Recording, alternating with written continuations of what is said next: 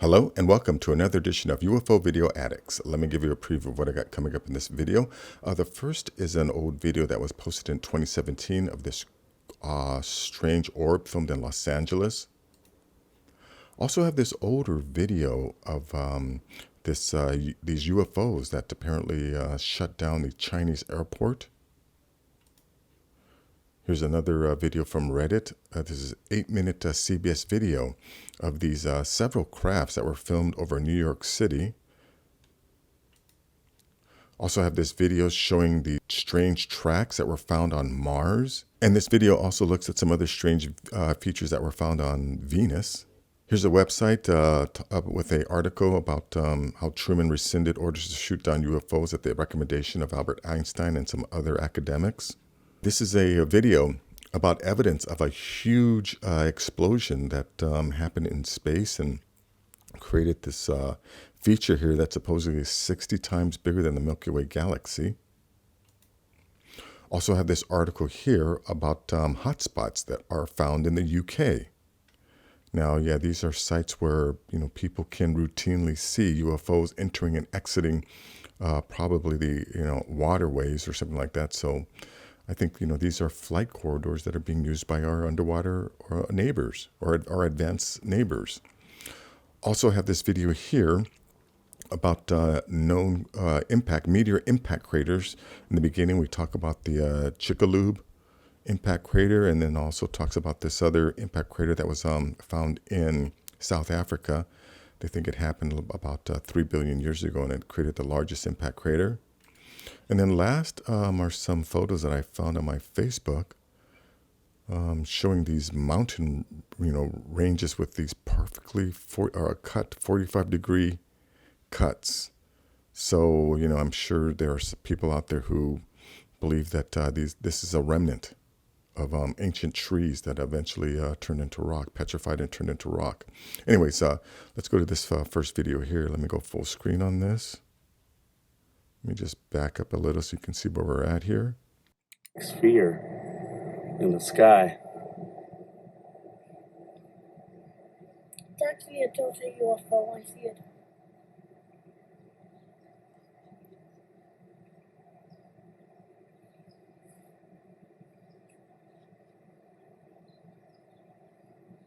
So it's not moving at all. Yeah, let me just stop that right here. This is like a 7:39-minute video. I think it just the whole time it just hangs there. Oh, yeah, look at that near the end. It seems like there's something on top of it. Anyways, like a bird hatching out of an egg. Well, it looks like a perfect sphere, though, huh?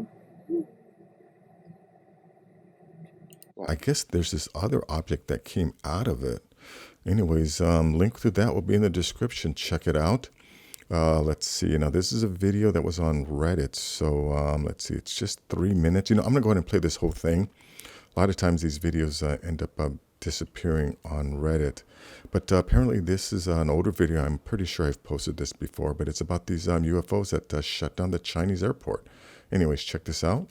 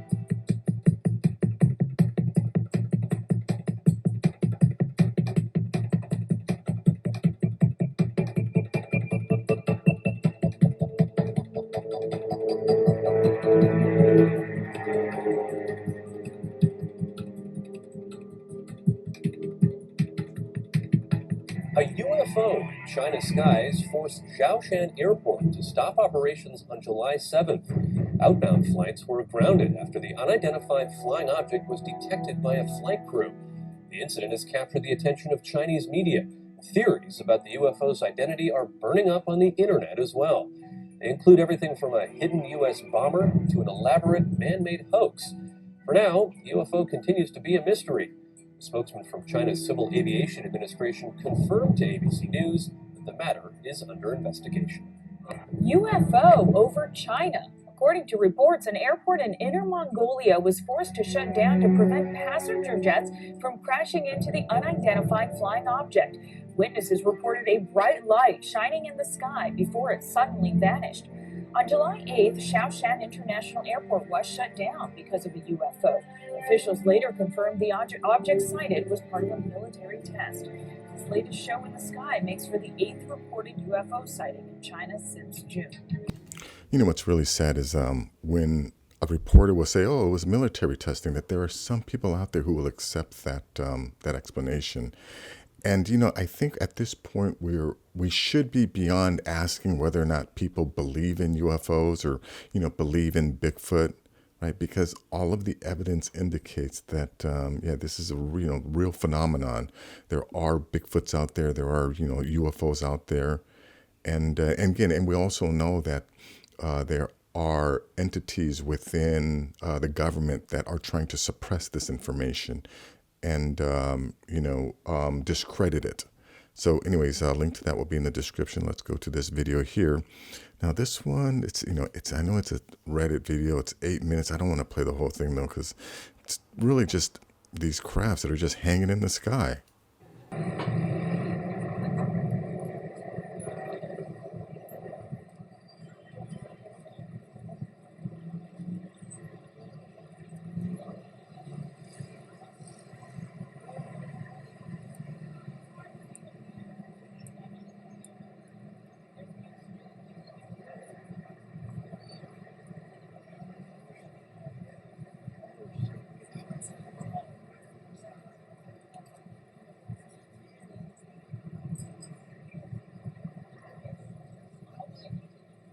Let me just back out a little because, you can see there's actual several. There's here, up here in the top left corner,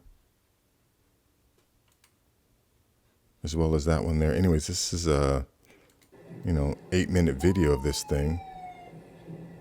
You can hear people asking, like, what are you looking at? Anyways, a link to that will be in the description. This video here is about these tracks that were found on Mars here. They even give you the coordinates. And you can see some kind of craft that's still there, creating a shadow. Let me just back this up a little. Actually, let me just start it right here. A rectangular shaped object that seems to be traveling along some kind of tracks. Strangely enough, it's hard to find where the tracks begin because the images that were used to make the map seem to be completely off. One side is totally different than the other. I think the reason why one side is different than the others because although it's the same area, these were taken at different times. And if these images were taken at different times of the same location, then that means, something went through here at one time, created the tracks, and there's another time when the tracks aren't there. I think that the image on the right is newer because we see so much more detail. But I wonder if in the image on the right, they might have covered up the tracks. Anyways, let me just keep playing this. But we'll start here.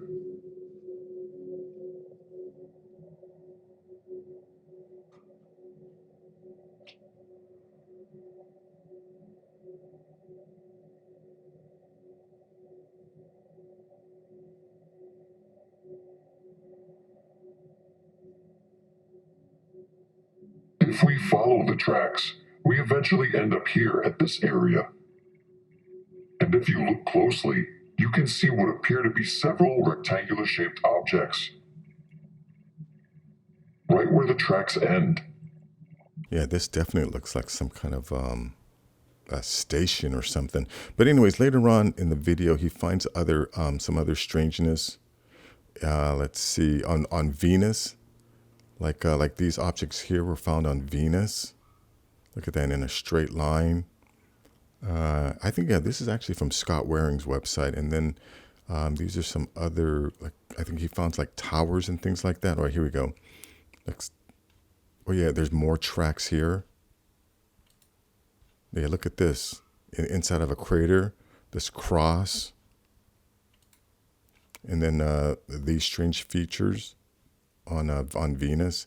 Anyways, a link to this will be in the description. Let's go to this article here. This is after Einstein interceded, Truman rescinded order to shoot down UFOs. Ever wonder why recent videos of U.S. Navy fighter pilots trying to lock onto Tic Tac UFOs never fire at them, although they are clearly invading restricted military airspace? Well, even though the Pentagon claims it doesn't know what these objects are, this non-confrontational policy goes way back to 1952, when then President Harry Truman rescinded a direct order to shoot down these UFOs after an unusual flap of them had been sighted in Washington, D.C. and throughout the United States that year. Truman rescinded his shoot-down order according to a recently discovered historic report because renowned scientist Albert Einstein and other esteemed academics told the president that the order was not a good idea. Well, imagine someone having to tell another human being that encountering crafts that are much more advanced than you is not a good idea to shoot at them. The direct presidential involvement in the flying saucer situation for President Truman began in 1949 when he commissioned a study into the Foo Fighters, UFOs that plagued both sides during World War II. The Foo Fighters were meter-wide balls of light that paced both the German and Allied planes during the war. Both sides in the war considered the possibility that the objects were secret weapons being used by the other side. The issue of what the objects were was never really resolved during the war. Yeah, I mean, a lot of people don't know that the term Foo Fighter is not just a band, but it was actually, yeah, these strange balls of light that followed our military. And yeah, and we know that, our government sent Admiral Byrd in Operation High Jump down to the Antarctic to confront them because they most likely figured out that these crafts are popping up out of the oceans. So I think, during this time is when they created this policy to ridicule and discredit, any indication we're not alone on this planet. But anyways, link to this will be in the description. This video here is just about the remnants of an explosion that were detected in space. Let me just play a little bit of this. Astronomers show what shockwaves 60 times larger than the Milky Way look like. Cosmic collisions and grand, colourful explosions are a staple in space. Despite being a vacuum, space can be as colourful and bright as it is unknown and elusive. The larger and more spectacular the explosion or supernova, the more excited researchers become upon its discovery. Recently, a brand new burst of colour and a spectacle transpired, an occurrence dating back to 1 billion years ago, still showcasing itself in the night skies. Despite the tremendous amount of time that has passed since its dawn, the spectacle is not only still very much visible, but it has been measured to be 60 times the size of our entire galaxy. This splendid shockwave occurred when two clusters of galaxies collided into what is known as a supercluster. Abell 3667, the name dubbed to the supercluster, is one of the most extraordinary events which we know of to have happened in the universe since the Big Bang. Professor Francesco de Gasperin of the University of Hamburg conducted various calculations which proved Abell 3667 to have been insanely powerful. It is believed that Abell 3667 happened anywhere from 1 billion to 200 million years ago. Again, that's just a number that they're just pulling out of their ass. Who actually knows how long ago this actually happened? But what amazes me is the amount of space that is out there. Imagine this thing is 60 times bigger than our Milky Way galaxy, and we think our Milky Way galaxy is big, but it's just, our Milky Way galaxy is just a dot on, in some of these, or from some distances, because some of these dots are other galaxies. So the idea that we're the only people out here is just so ridiculous. Or the notion that life similar to us could not have started in another point in space, in another point in time, and that since then, they have advanced their technology to a point where, traveling across these great distances is nothing for them. But anyways, a link to this will be in the description. Let's go to this article here, Top UFO Spots in the UK. The truth is out there, apparently in various parts of the UK. This is because some of the world's leading UFO hotspots can be found in our nation. Don't believe us? Take a look at 5 of the top UFO sighting spots in the UK. Again, ask yourself, if there are hotspots, UFO hotspots, I mean, does it really make sense that all of these, UFOs are visiting from all these different parts of the galaxy, and they all happen to show up at the exact same spot all the time? Like maybe they're given a guide that says, oh, if you plan to visit Earth, this is where you need to appear. No, it's just like I live next to a flight corridor, right? I live next to an airport. So I watch planes come in and out all the time. I hear them coming in and out all the time. So if there are places on our planet where UFOs are seen on a routine basis, it's most likely because it's a flight corridor being used by our advanced neighbors. Anyways, a link to this will be in the description. Let's go to this video here that talks about these impact craters. Now, this one here is about Chicxulub, and then later on they talk about this other one that happened in South Africa. Peninsula, which directly caused the extinction of the non-avian dinosaurs. This impact was so large that it even caused volcanism on the opposite side of the planet. Yet there's a far larger and much older crater located on the planet. Located within South Africa is a large circular feature visible from orbit. However, this ring structure only represents a mere fraction of the crater's overall size. What I am referring to is the 300-kilometer wide Vredefort crater, which represents the largest confirmed impact crater on the planet. It is of particular interest as its formation is loosely correlated with the largest deposit of platinum on the planet. Today, 95% of the world's platinum reserves are mined adjacent to this vast crater, which seemingly formed at approximately the same time. This video will discuss this massive impact crater and how it formed. I just want to stop this right here. Let me just go back to that one point when they talk about here. Let me just play this real quick. Which directly caused the extinction of the non-avian dinosaurs. Right here, which directly caused the extinction of the non-avian dinosaurs. So where do scientists get this notion that birds, right, evolved from dinosaurs if every dinosaur, right, went extinct because of this meteor impact? And not just the dinosaur, all life, right, at this time, essentially, I mean, aside from roaches, right, and sharks, but the idea that we evolved from these beings or these creatures is bullshit, because they died, right? They all died. And even like on the meteor that hit the northern ice caps, right, in Greenland, right, and it wiped out most civilizations. So after that last meteor hit the Earth, right, that was a planet-ending, right, impact where almost all living creatures died. And if they didn't die immediately after the impact, they eventually died because, all the vegetation died, right? With all the material in space covering up the sun, nothing could grow. Everything eventually died.